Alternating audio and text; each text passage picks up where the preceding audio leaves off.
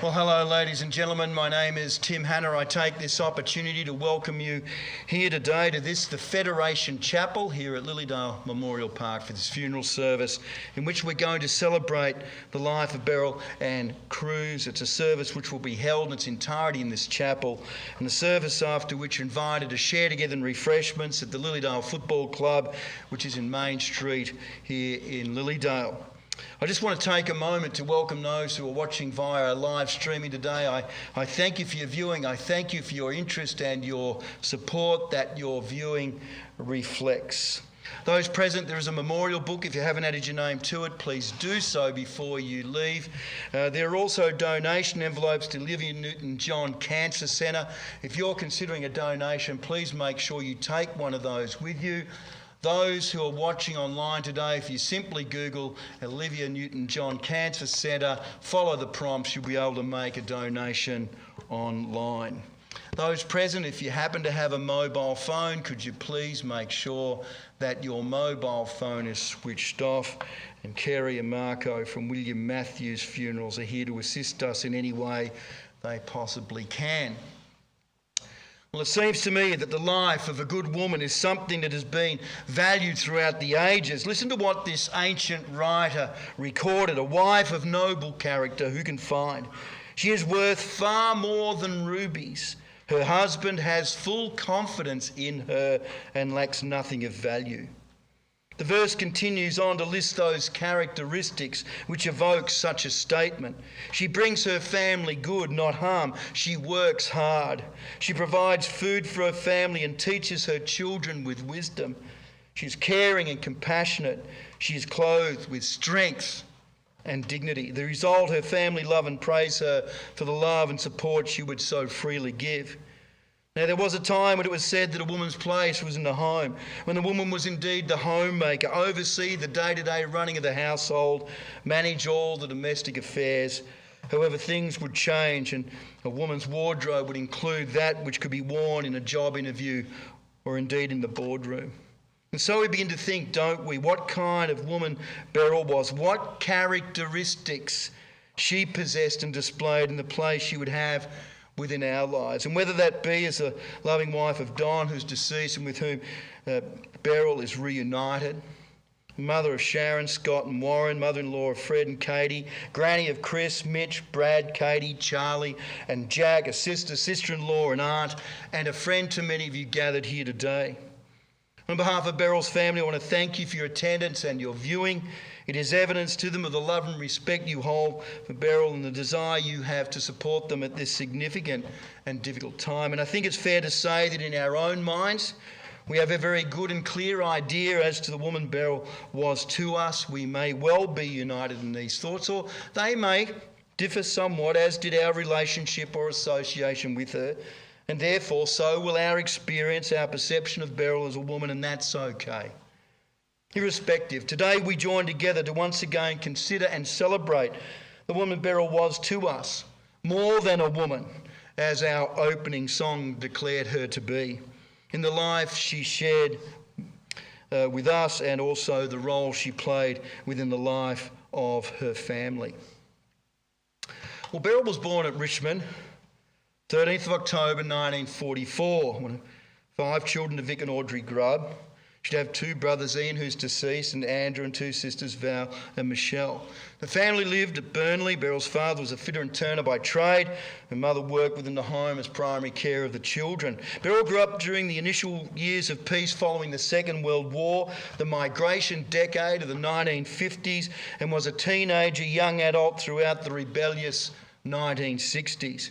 In 1961, the family moved to Coldstream. Beryl was a healthy, active girl, enjoyed a good and happy childhood, and at 14 she left school and commenced full-time work. Her working days were long and she'd head out dancing on the weekends. Beryl met Don Cruse at a dance at Powerhouse in Albert Park. They married in March of 1964 and made their home in Brunswick. That same year, daughter Sharon was born. Given Sharon's early arrival, Don and Beryl would actually say that they were married in 1963. It was a sign of the times, I suppose. The family moved to Moonee Ponds, but in 1970 a further move took place to here in Lilydale, a $16,000 house and land package. Get your head around that, folks. Another sign of the times, I think, in Coomba Court. Scott was born in 1970, Warren in 73. She was the most doting wife to Don, amazing as well, I'm sure. Her love for him was simply obvious, in a marriage where roles were clearly defined. So Beryl was very much the homemaker, that kind of wife who'd have the dinner on the table every night around 6:30. To her children, Beryl was a loving and selfless mother, a constant presence within the lives of the children, simply always there, and ensured that they did not miss out on a thing. She always put the needs of her children over and above those of her own. And family life was good, and lasting friendships were made of other families at Lilydale, and in spite of the fact that neither Don nor Beryl ever owned or drove a car, there were some holidays. The boys particularly remember the 1987 holiday to Perth, where Beryl's brothers Ian and Andrew lived for the America's Cup defence. Closer to home, Beryl played tennis at Lilydale for some 10 years. 4 days a week as a member of a midweek ladies competition. However, it seemed that the true competitiveness among participants was in who'd bring the best dessert on the day. Lasting friendships, however, were made through this involvement. You know, Beryl also teamed up with daughter Sharon, playing competition 10-pin bowls at Churnside Park Lanes. They were a perfect match. Sharon was good enough to win, while Beryl was bad enough to secure a very good handicap in the first place. She followed St Kilda in the footy while everyone else followed Carlton. Both didn't do very well on the weekend, did they? Except Scott, who jumped ship to follow Hawthorn. They didn't do any good as well. However, her association with the game was most evident through Beryl's involvement with the Lilydale Football Club, which commenced when Don played there and later served on its committee, and continued when the boys played their junior footy with the Falcons. Beryl not only loved watching local footy, but she'd wash and mend jumpers. She ran the club canteen, and she also served as secretary on the committee. Her efforts were acknowledged with being awarded not only Best Club Person, but with Don, the highest honour, a life membership. Beryl would play the pokies anywhere but enjoyed her weekly excursions to Crown. She also played bingo at the Dorset on a weekly basis as well. In 1991, Beryl became a grandmother for the first time. She embraced the role and simply loved all her grandchildren. She always enjoyed the time spent with them, and as she had been as a mother, would do anything for them. Again, no car, no problem. Outings were still enjoyed. In fact, Beryl would teach her grandchildren that they could get anywhere on the public transport system. Well, Don and Beryl were the king and queen, I was told, of Melbourne's public transport system in the first place. Beryl also ensured to attend her grandchildren's special life events or activities, sport, education, otherwise. She was interested, she was engaged with them, and she was so very proud. In 1993, Don and Beryl, having won First Division Tats Lotto, moved into their new home with all new contents in the new Lilydale estate of Lakeview. It was added that, although cashed up, Don and Beryl still cut a deal in the purchase. Scott still lives in the home to this day. However, Don and Beryl did venture out of Lilydale when they travelled overseas to Europe, China, New Zealand. Beryl also travelled to Nepal with her sister Val and took a walking holiday in Canada with good friend Diane Boak. Following Don's passing in September of 2021, Beryl remained in their home, and in May last year she was diagnosed with melanoma. Some 7 years earlier, Beryl, with the help of those at the Olivia Newton-John Cancer Wellness and Research Centre, fought and won her battle with lymphoma. However, this time the cancer was more aggressive and was held somewhat at bay through the treatment she'd have up until 6 weeks ago. It was just 4 days prior to her passing that Beryl was admitted into the Box Hill Hospital, and where, in the afternoon of Saturday the 6th of May, Beryl peacefully passed away in the presence of Sharon, Scott and Warren. She was 78 years of age. And so it's good today that we have those who come to speak of Beryl and share something of the woman she was to them. We're going to hear from Beryl's sister Val. Then I'm going to read a tribute prepared by Sharon. Warren will follow, as will grandsons Charlie and Jack. And after which we'll continue to celebrate the woman we knew to be as Beryl Cruse as we view her life in photo. But for now, we welcome Val. Thanks, Val.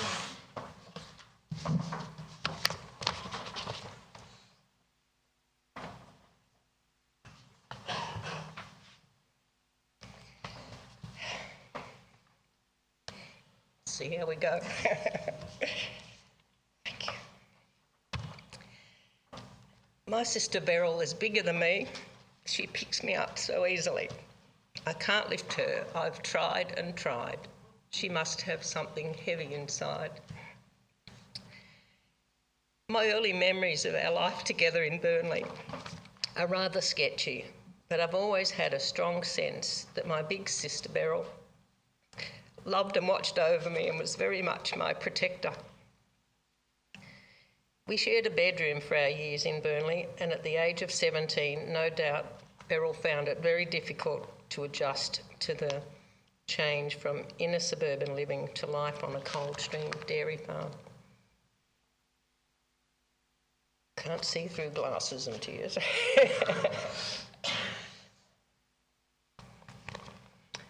Having finished with school after attending Swinburne Tech for 3 years, Beryl from the young age of 14 was soon enjoying life.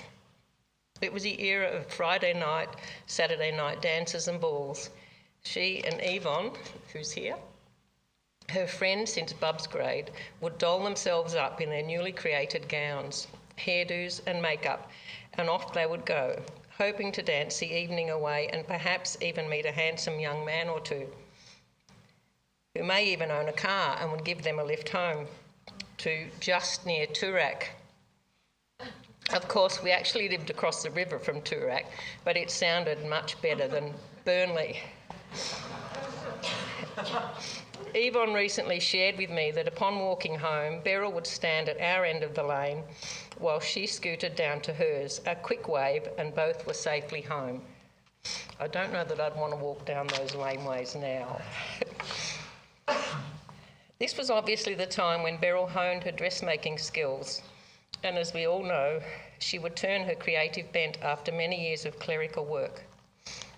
Skills allowed her to earn money working from home whilst raising the kids, Sharon, Scott and Warren. Imagine being known as a programmatic flexowriter operator. I'll let you Google that one. Beryl was trained on this innovative machine during her years working at Webb's Radio, her first job based in Ormond. She was later sought after for this skill. Ormond was not too long a train journey from Burnley, but Coldstream, initially travelling by car with Dad, who was also working at Webb's Radio by then, Vic and Blue, as he liked to call her, probably had a few good chats, or perhaps she slept. And at 2 o'clock this morning, I thought of this little bit about that. At around this time, Beryl and Dorothy, a workmate, travelled to the Gold Coast by bus. Obviously, the promotions for what eventually was to become schoolies was already going on and had already begun back to Ormond by train. Ormond by train involved catching the little diesel Bluebird from Coldstream to Lilydale, then Lilydale to Richmond, change trains to Ormond, then in reverse after an 8-hour day. Yes, she did fall asleep, and quite often. For a brief time, I travelled with her from my job in Richmond, making sure I sat opposite for the fun of watching her head nod onto the shoulder of some unsuspecting fellow traveller. Luckily, Lilydale being the end of the line, I believe she was woken by the guard on more than one occasion. Of course, if this meant she missed the Bluebird connection, it could be a long wait for Dad to come and pick her up. That's a long one, isn't it? Yeah. To continue her social life, it became the norm for Bear to spend her weekends at her friends in Burnley. In recent years, Beryl said to me, "I never get angry." Well, in my memory, she certainly did, but it was almost always at herself. She was a perfectionist, and simply getting ready for work in the morning could bring on a tirade. It was expected most mornings in those days, when hair, makeup, clothes simply didn't go right. And if you've ever played golf with her, well, that's another story. You know what they say about redheads and their temper. Beryl and I didn't see a lot of each other in our middle years, so imagine my surprise when she decided to join me on a trip to Nepal. A proposed 19-day trek to the Everest Base Camp. It was early 94 and we had about 9 months to prepare, and so we started walking, climbing the Ferntree Gully steps, carrying backpacks, buying warm clobber, hiking boots. 9 months, but nothing had prepared us for those first days of climbing in Nepal. By day 2, Beryl and I had hired our own extra porter at $10 a day to carry most of our heavy gear. Excuse me. We were soon to discover that Beryl absolutely hated trekking in the snow. I loved it. Several tough days for Bear, and when our leader decided he must go no higher due to an altitude headache occurring, she took the opportunity to also stay behind in a delightful little village amongst the mountains. I believe she had her first taste of heaven at that time. On my return down the mountain, we fell into each other's arms with tears and laughter. Some of our best together memories were made during that adventure. Many of you will remember Beryl for always looking well-groomed, colour coordinated and beautifully made up. I didn't take after her. In fact, of late, it became our gauge for when she was really unwell, when willing to let people see her without her eyebrows. She wouldn't answer the front door without her eyebrows on. Well, amazingly, her eyebrows only lasted 1 day in Nepal, and it was a wonderful thing to see Bear simply allowing herself to be.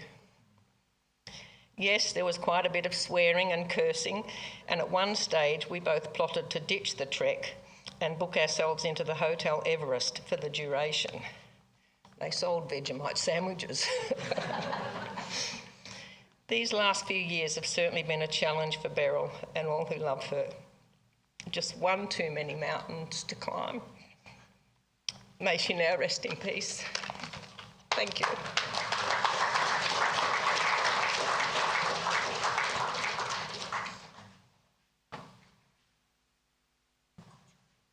Thanks, Val.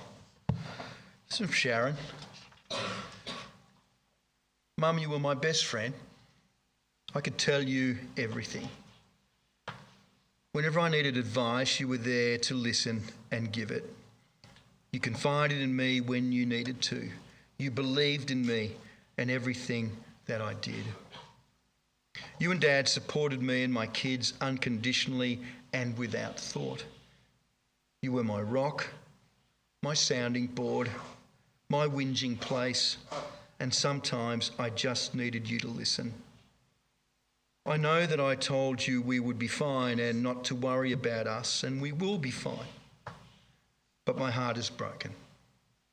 My world is upside down, and it is going to take a while. Losing Dad was hard, but now you have both gone, I am broken. I just want you back. You taught me I am strong and I can do anything, and I will do that, knowing you are watching over me. Words cannot express the loss I am feeling today.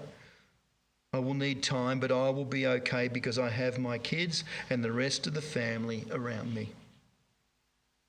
I will always love you, Mum. And all I can say now is thank you and goodbye.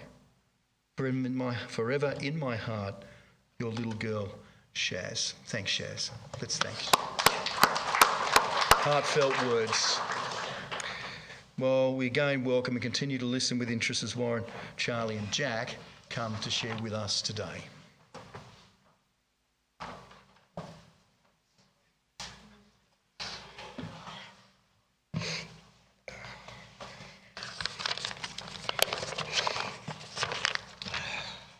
Wow.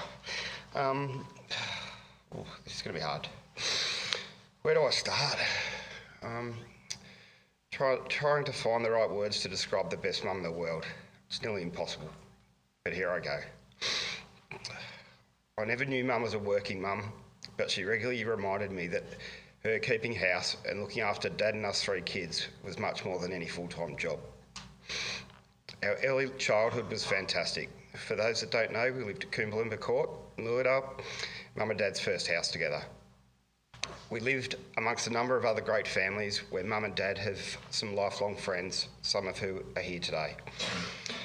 One of my earliest memories was when mum allowed me to walk to kinder by myself. I think I was 4 years old at the time. Remember, this is mid-70s, so times have changed a bit, and there were no streets to cross over, and kinder was just around the corner. Our life in the court was great. Most days we would head off to Lilydale West Primary, pick up all the Coombalumba crew on the way.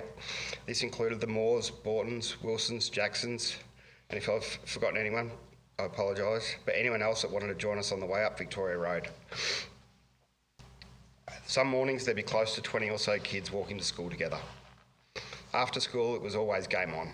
Whether it be footy, soccer, cricket or just riding our bikes, you couldn't beat our court life.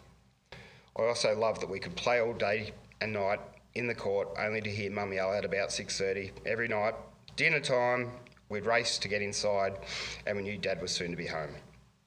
Although we weren't well off, we never missed a meal and always went to bed with a full belly. Mum used to do a bit of dressmaking. Sometimes she would make costumes for dance schools, and guess what? As I was the youngest and probably about the same size as the girls she was making costumes for, I was the model. I'm sure this would be regarded as a form of child abuse these days, but I had fun. It was good fun. As most would know, mum and dad never got their driver's licence and never drove, so Shaz, Scott and I couldn't wait to get ours. I bought my car off my nan when I was 17, a maroon Subaru Leone, which I loved dearly. One day when mum and dad went out, I thought I'd get a bit of driving experience by taking my own car for a spin around the block a few times. I was only on my old plates and didn't have a licensed driver with me, so I decided to go it alone. Probably number one, first mistake. I got out of the driveway without incident. I was venturing down the court. There was a truck parked across the road, unloading something in the neighbour's front yard. The truck driver waved me to get around him. So me being me, decided to give it a crack. This was second mistake. As I started to go around the truck, I took the corner a bit too sharply and bang, smashed my rear window. This was third mistake. When I got home, Mum asked me what had happened to the car window. I think I responded with something like, a bird or a cricket ball must have hit it. This was fourth mistake. Mum knew better. She'd already spoken to the neighbours and knew the full story, and then said, let's keep this quiet between us and not tell Dad. This was often the way that Mum dealt with issues that would arise, but she would always do so with much love and support. As most would know, 93, Mum and Dad won Tats. A big month of July with $5 million up for grabs. Back in 93, probably worth about 15 or 20 these days. The night of the draw, I was at home with Dad while Mum was down at bingo running the night for the footy club. As the draw happened, I was in the lounge room and I read out the winning numbers to Dad, who was sitting in the kitchen. After the first four numbers, I heard Dad getting a bit excited. When I called the fifth number out, he started yelling and screaming a bit. When I called the sixth number out, I heard this almighty smash as Dad had picked up the kitchen table and nearly threw it through the window. I think I yelled out, "Oh shit, have we won?" Dad's response, "We've effing won Tats Lotto." Straight away, we had to let Mum know, so we called the bingo centre and asked to talk to her. It was an emergency. They got Mum and we told her that we'd got 6 straight numbers in Tats. And I think I said at the time, there's 5 of us, so we all get $1 million each. Pretty easy. We told Mum to keep things quiet as we were on our way down to bingo. When we got there, we walked into the main room and everyone was up standing and gave us a standing ovation. Apparently Mum didn't keep it quiet. As a result of their win, Mum and Dad bought their Lakeview house and have been there since. The Tats win made life a bit easier but didn't change the fabric of who Mum and Dad were in any way, shape or form. I want to talk a bit about Mum's love for footy. As a kid growing up playing footy, there's nothing more special than finishing a game of footy, and no matter how you played, Mum and Dad were always on the sidelines cheering you on. Mum was definitely that person. Recently watched an old under-10 Lightning Premiership video, and guess whose voice you can hear in the background cheering us on? Mum with her famous catch cry, "Kick it!" You'd think for someone that's watched 50 years of football, there's a little bit more to the game than just kick it, but that was her call. Even after 45 years, she still, to this day, was yelling out the same thing. The first game of footy she missed of me was when I moved up to Sydney at the age of 29 and played a year at Balmain.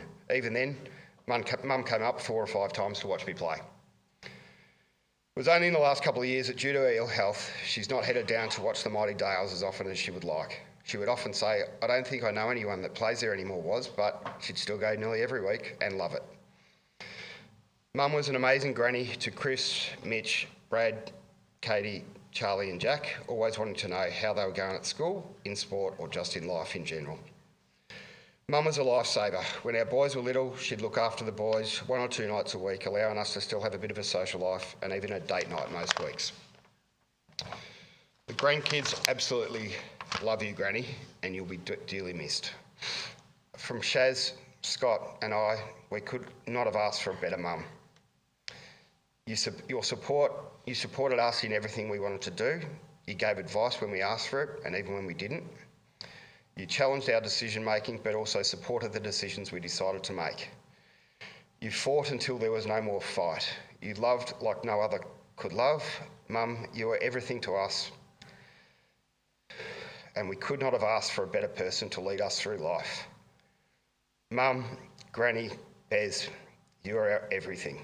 The love and devotion to your family was second to none. Mum, you'll be sorely missed, but definitely not forgotten.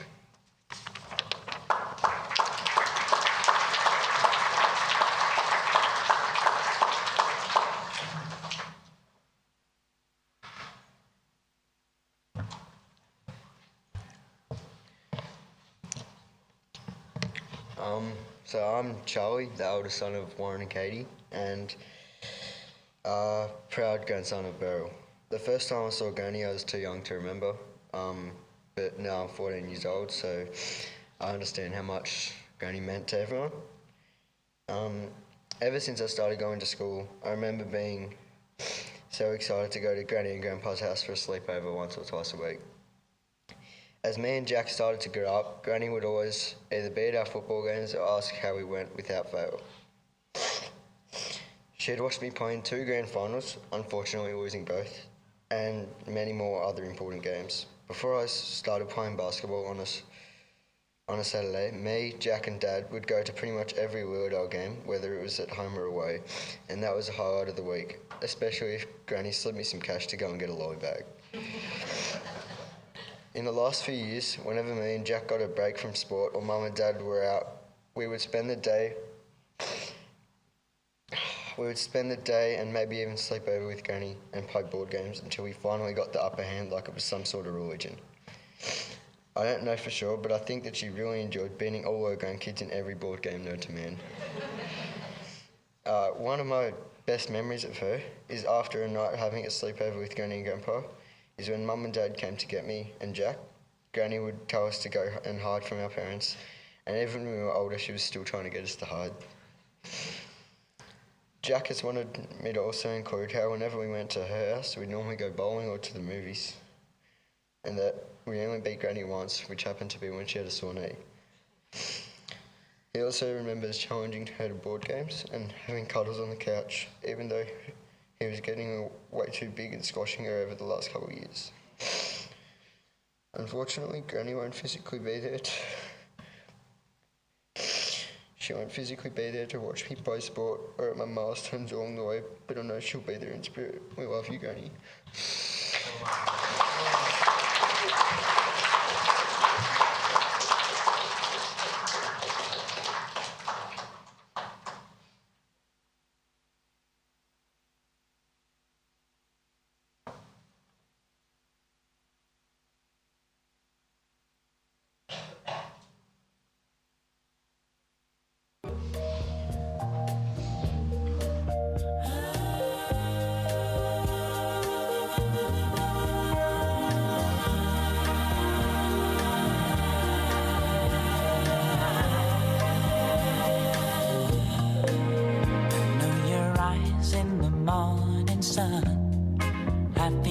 touch me in the pouring rain. And the moment that you wander apart from me, I wanna feel you in my arms again. And you come to me on a summer breeze, keep me warm in your love, then you softly leave. And it's me you need to show. How deep is your love? Is your love? How deep is your love?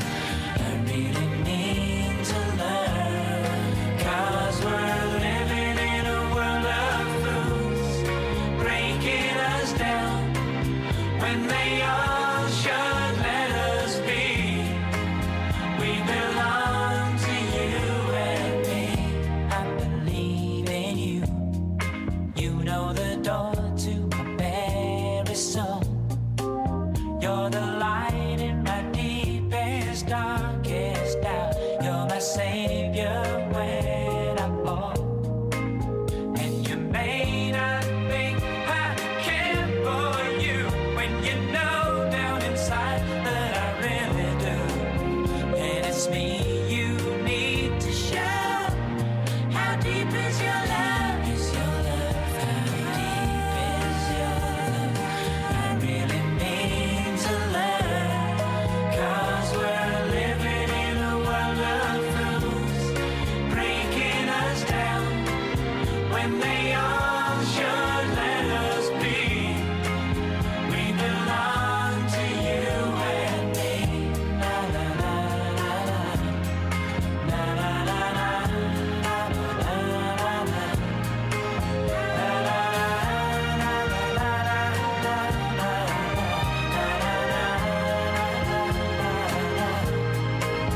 And you come to me on a summer breeze, keep me warm in your love, then you softly leave. And it's me you need to show. How deep is your love? Is your love? How deep is your love? I really need to learn. 'Cause we're living in a world of fools, breaking us down when they all should let us be. We belong to you and me.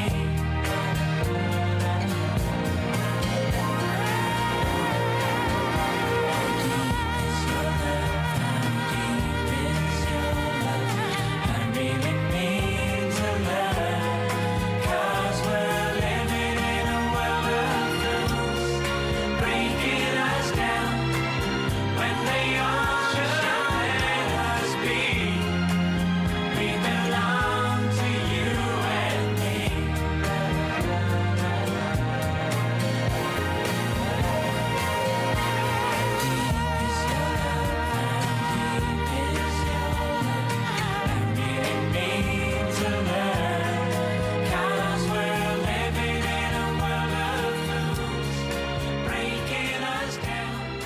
Now I had the time of my life. No, I never felt like this before. Yes, I swear it's a truth, and I owe it all to you. 'Cause I had the time of my life, and I owe it all to you.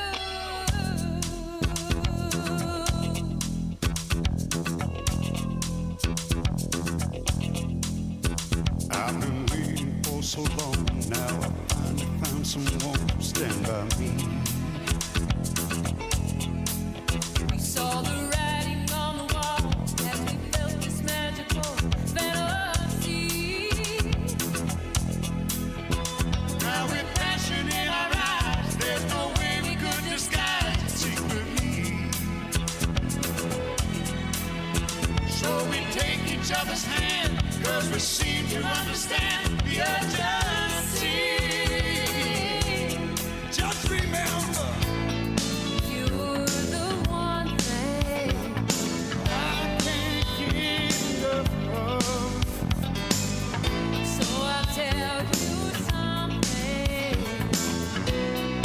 This could be love because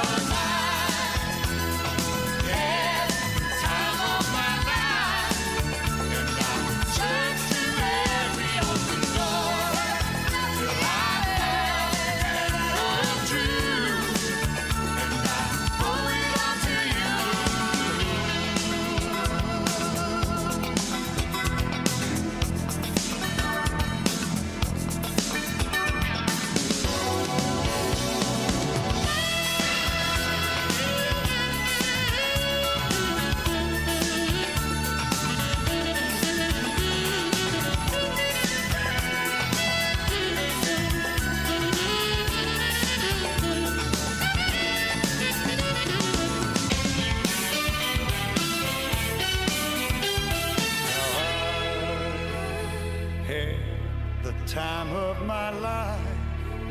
No, I never felt this way before. Never felt Yes, I this swear way. it's a truth, and I owe it all to you.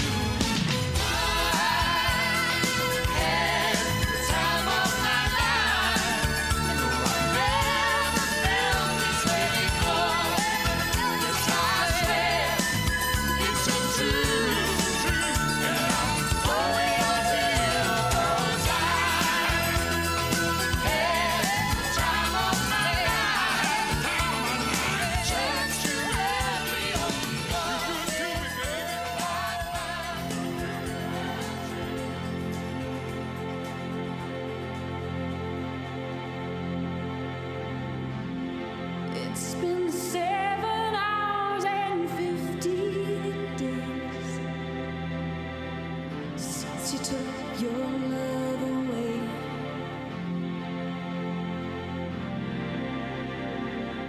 I go out every night and sleep all day since you took your love away.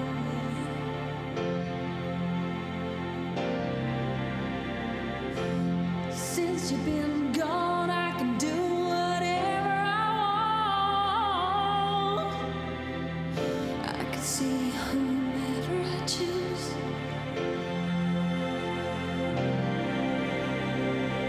I can eat my dinner in a fancy restaurant,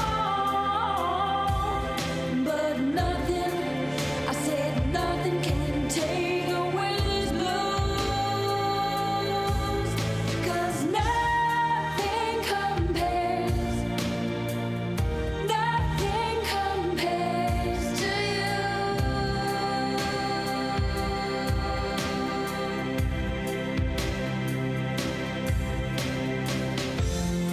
It's been so lonely without you here, like a bird without a song.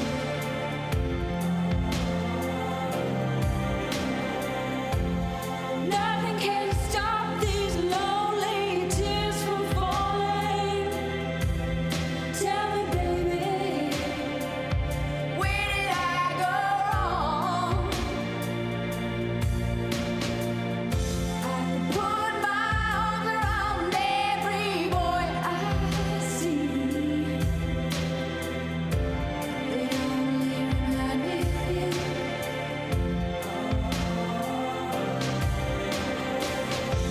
I went to the doctor and guess what he told me? Guess what he told me?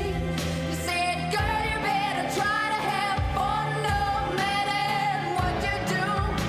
But he's a fool, 'cause nothing compares to you.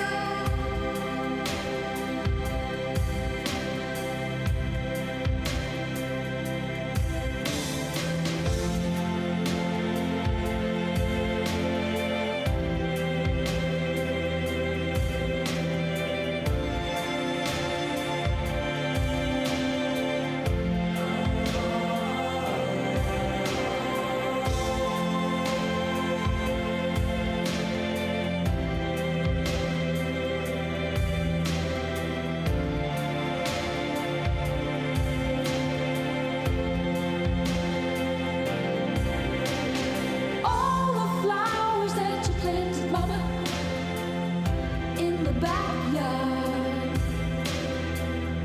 all died in your wind away.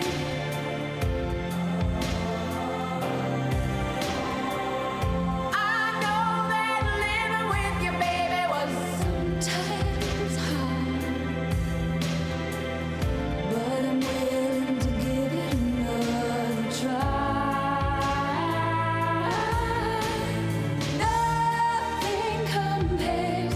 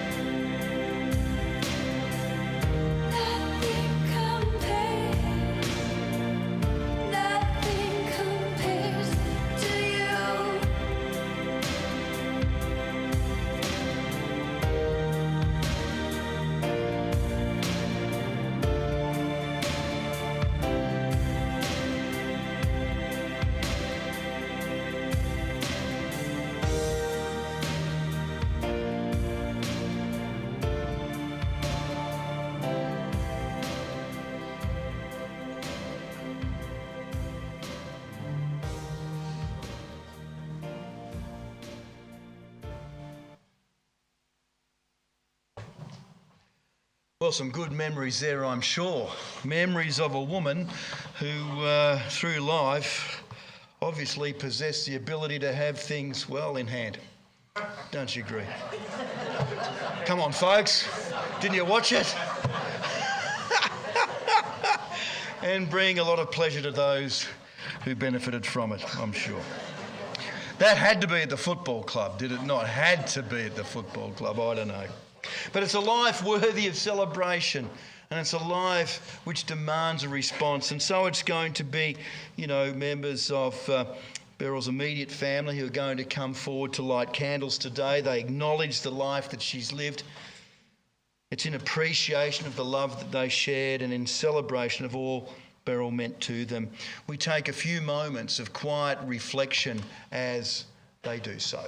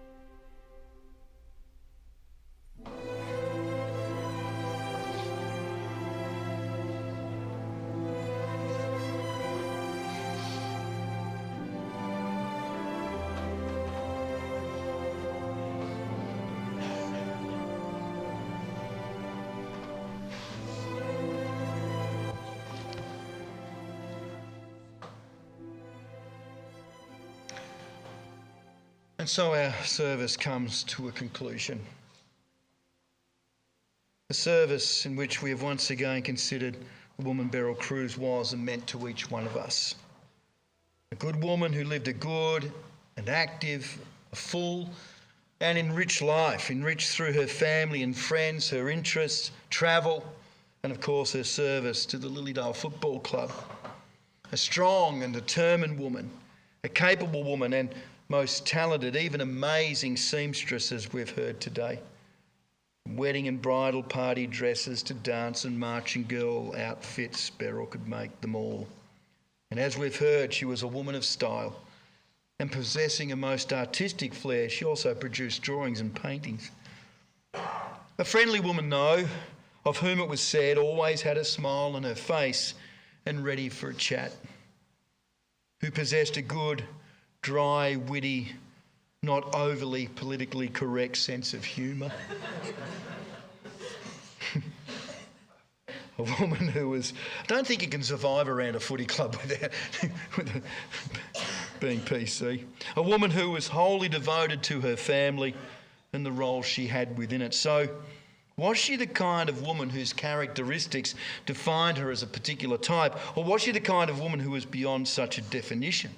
Does it really matter? You see, to define Beryl won't change how we felt about her or how we feel about her at this particular moment in time. And I'm sure that irrespective of the type of woman Beryl was, we will be forever grateful that we were able to hear her voice and to feel her touch and know her friendship, to live life with her, spend time and share love with her. Grateful for the woman she was to us through the example she displayed, guidance she provided, counsel she would offer. I'm sure we would join together as one and say today, Beryl, nothing compares to you. You know, Katharine Hepburn was quoted to have said this, that the beauty of a woman is not in a facial mode. The true beauty of a woman is reflected in her soul, the caring that she lovingly gives and the passion that she shows. The beauty of a woman grows with the passing of the years. Well, throughout the passing years, may I suggest that Beryl's beauty as a woman has indeed blossomed through the woman she would become, a woman of integrity, of discipline, of love and compassion and so much more. Characteristics which fortifies a woman as her youth fades. Characteristics which have made Beryl the beautiful woman we have come to know, love and respect. The woman who has left her lasting impression, her legacy upon and with each one of us.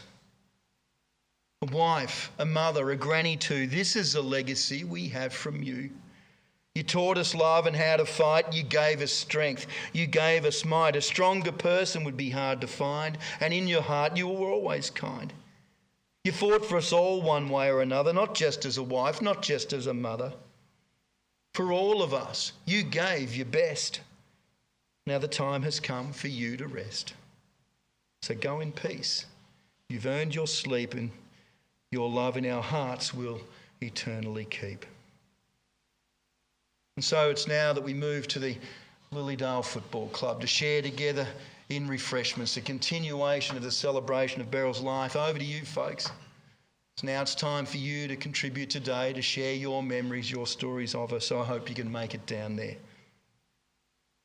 But to our final piece of music, it's used as we now bid Beryl our final and most loving farewell. It's a song, the lyrics of which reflect the loss we are experiencing, yes, but also the hope that we may possess. That this angel of a woman we knew and loved in life has now, through her passing, received her wings. Imagery, I'm sure, a source of comfort at this time. I'd invite those seated to be upstanding, please.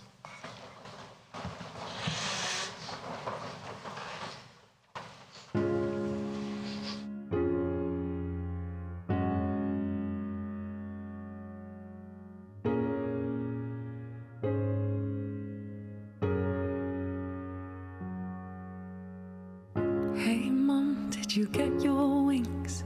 And do you hear the angels sing? Do you miss the things we used to do? Wish I could call you to say goodnight and speak to you when I've had a fright. You always seem to make my dark sky blue. I miss the pouring of the coffee, the dinners with you and family, the giggles around the table as we ate. I miss looking through the pictures and talking about my wishes. Oh, what I'd do for another day with you. But first, let me say thank you.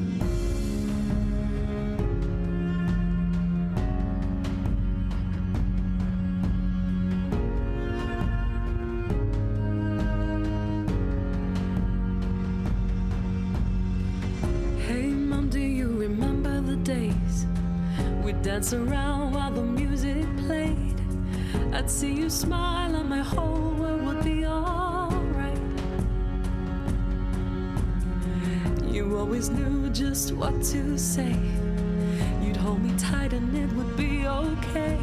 Oh mama, please, can we have just one more day? I miss the pouring of the coffee, the dinners with you and family, the giggles around the table as we ate. I miss looking through the pictures and talking about my wishes. Oh, what I'd do for another day with you. But first, let me say thank you. Thank you, thank you, thank you, thank you, thank you, thank you, thank you, thank you, thank you, thank you, thank you. Mama, what I'd do for another day with you.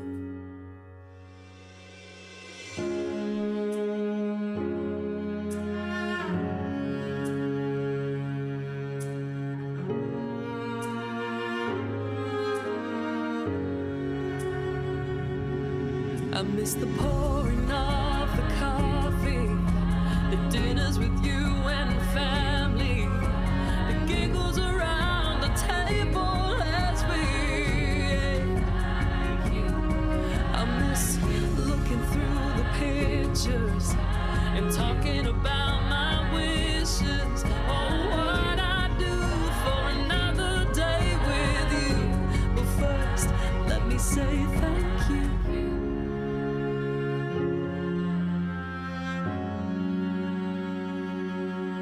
Mama, what I'd do for another day with you. But first, let me say thank you.